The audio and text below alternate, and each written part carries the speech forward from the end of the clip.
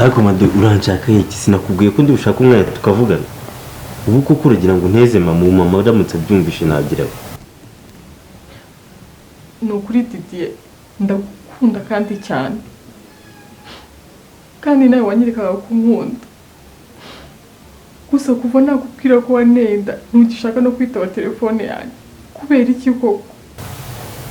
wihitegereza ndaza gushaka umwanya nze tubonane dushaka icyo dukora uranyumva neza ibyo ndi kukubwira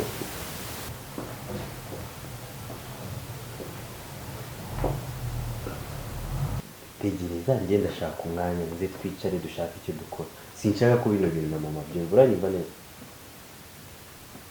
no come on please nibyo nyine Didi ngo ni icyo udashaka kumenya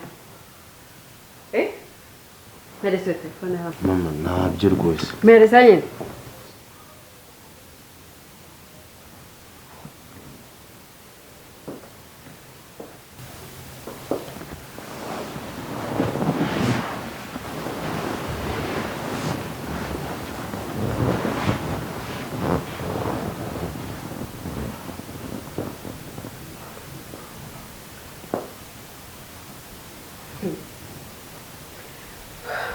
Didi ni biki numvisha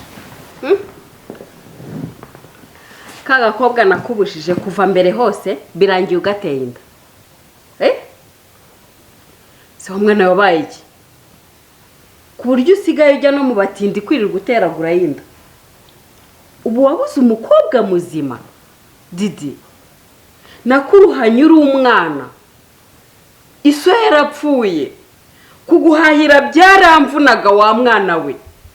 none unyituye ibe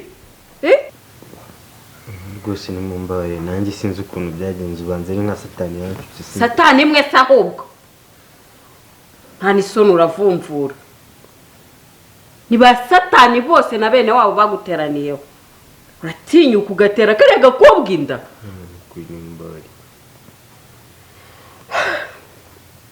Didi wabuze umukobwa muzima wo mu bakire wifashije watera inda umva ibi bintu birangire dore ukuntu tugiye kubigenza akira muhamagare umubwire iriya nda ko igomba kuvamo ntabwo ngiye mbyara mu batindi nta n'isoni cyungu kikigoryi gusa ungojeje isoni muhamagare kandi birare birangiye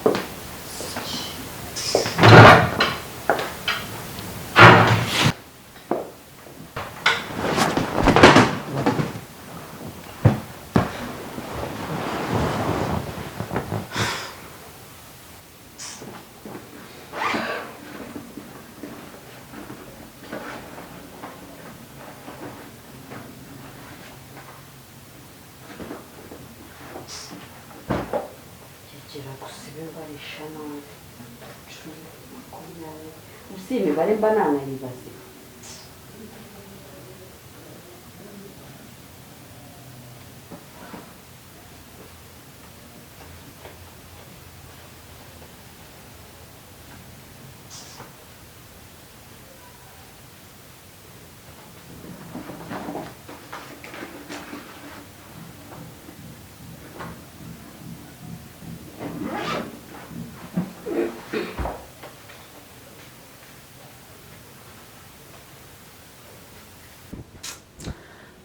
Madame,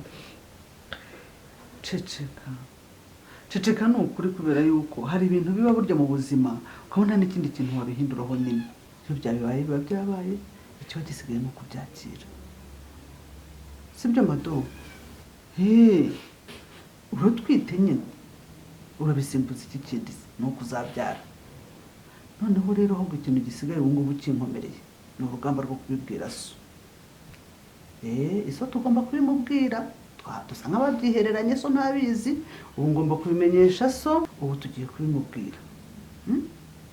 nubwo bitoroshye ariko turabimubwira hanyuma rero icyitwa gukuramo inda uramenye utazagira amaraso bazwa ntabwo nabigushyikiramo umwana wa mama papa aranyica pe papa arakwica gute papa arakwica yarakubyaye urumva papa yakwica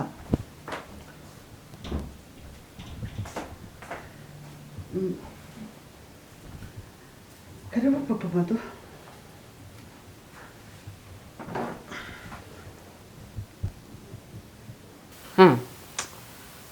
nyine ubwo kanze kuyikuramo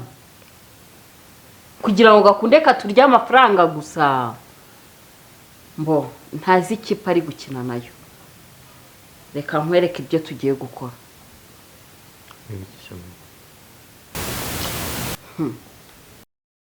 koko nta soni ibi bintu bizavugwa he mu by'ukuri se muranshebeje ntimubuze byose ariko nukuri nimureke dutuze burya hari ibintu biba nyine ntugire ikindi bisimbuza igisigaye nuko twiyakira papa Mado tukabyakira ahubwo njyewe ntabwo uzi ikintu kimbabaje mbabajwe n'amashuri yacikiye naho inda yo ntatwite nyine azabyara nta kindi ariko ibyo kuyikuramo byo rwose ndacyabihagazeho ntabwo bishyigikiye umuziranenge yaba azize iki koko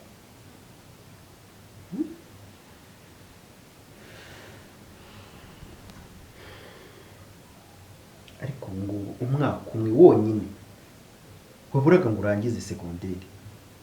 reba kubera kwiga utinze ukiga n'ubushobozi ari buke n'iki ugenda usubira inyuma reba uko wari umaze kungana umaze kuba inkumi yo gusabwa uratwite se ayo mafaranga yose apfiriye iki ntabwo kwiga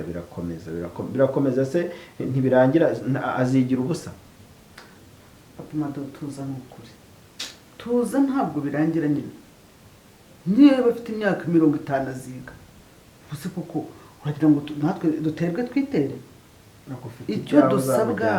icyo dusabwa nk'ababyeyi ni ukumuba hafi namara kubyara tuzamufasha asubire mu ishuri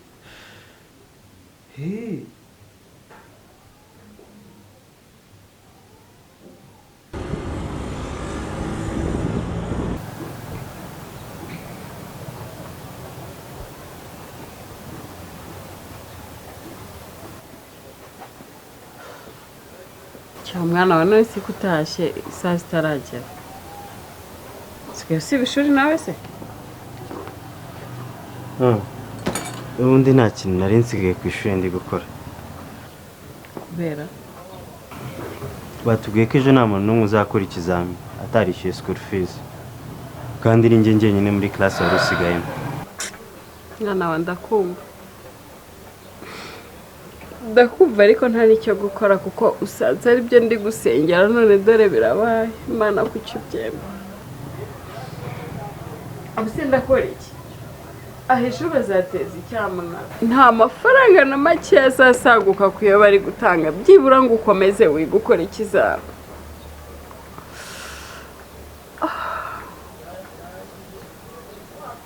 Imana kuki ubyemeye ko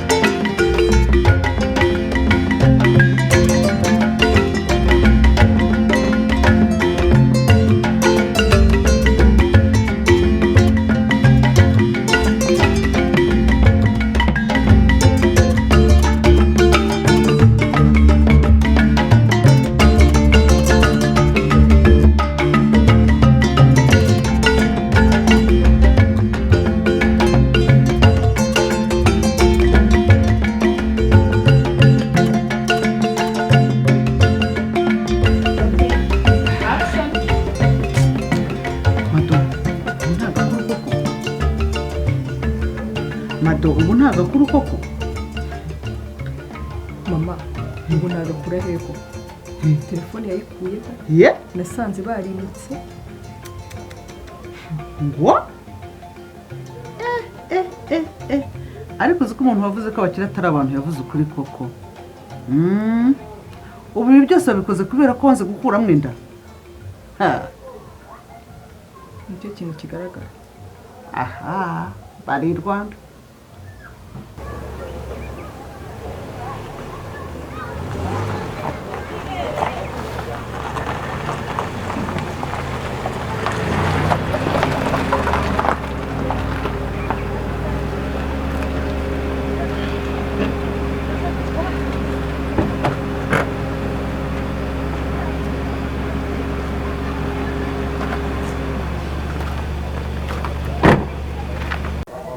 bite mama Didier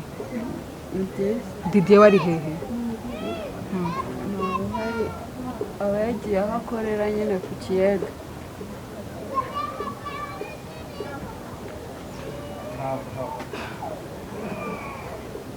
icyo gitoki kigura gute 3,500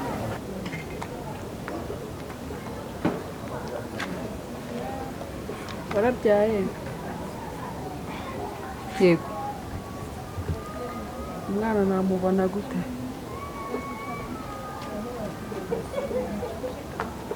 utaze kubasura arimo aho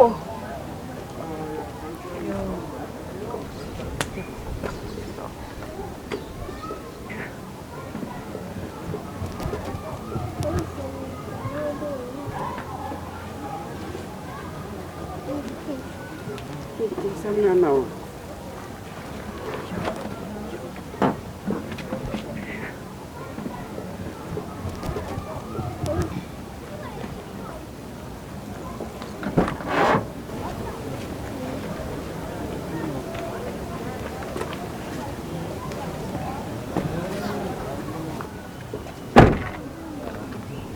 imineke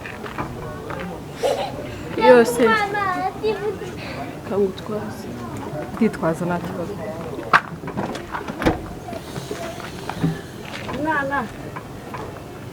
mwana akiri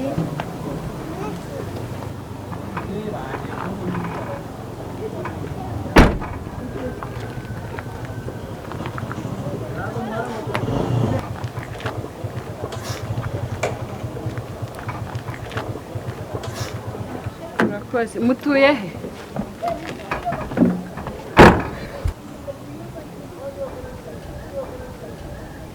Mwaza nkabereka umugabo wanjye.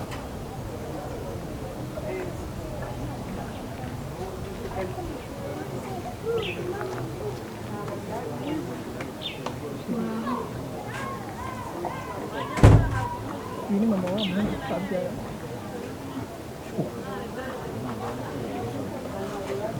mama muraho Yego. meze neza